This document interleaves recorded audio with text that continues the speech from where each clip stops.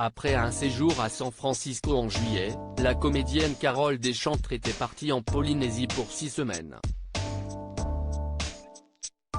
Rencontre avec les tikis marquisiens, sculptures emblématiques qui protègent les habitants et éloignent les mauvaises énergies, navigation polynésienne entre les îles Marquises et les Tuamotu, séance de plongée avec 400 requins dans la face sud de l'île de Fakarava. Le séjour de Carole Deschantres était synonyme de rêve éveillé.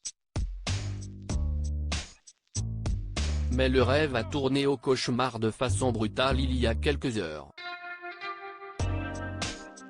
Son mari Sébastien Devry, qu'elle a épousé il y a 20 ans, a été victime d'un accident peu commun comme elle l'a dévoilé en story de son compte Instagram jeudi 18 août 2022. Urgence hôpital de Papeete pour mon homme. A-t-elle écrit en légende d'une photo d'un homme, que l'on suppose être justement son mari, en fauteuil roulant devant l'entrée des urgences. Son émoticône triste en dit long sur l'ambiance.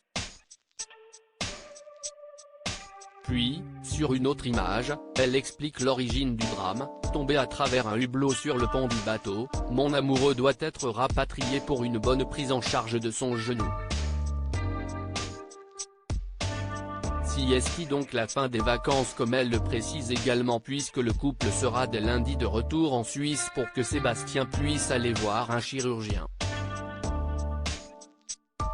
Carole Deschantres et son époux ont heureusement pu profiter quand même de cet incroyable voyage puisqu'il a débuté le 12 juillet. Ils étaient donc plutôt sur la fin de leur périple que sur le début, si est-il déjà ça de gagner. L'héroïne des mystères de l'amour et son discret époux sauront sans aucun doute se relever de cette épreuve comme ils l'ont toujours fait par le passé. Les différents cancers de la peau de Carole Deschantres, si est ensemble qu'ils les ont affrontés. Comme le dernier en date, opéré en mars 2022, situé cette fois au bras. 4 mois après mon dernier petit cancer de la peau sur le visage, j'ai subi il y a quelques jours une nouvelle opération, cette fois-ci sur le bras.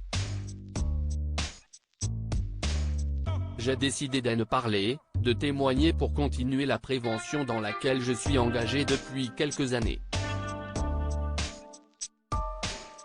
Parce que le cancer ne doit pas être un tabou, j'estime qu'il faut pouvoir en parler librement afin d'encourager et de banaliser le dépistage, avait-elle déclaré.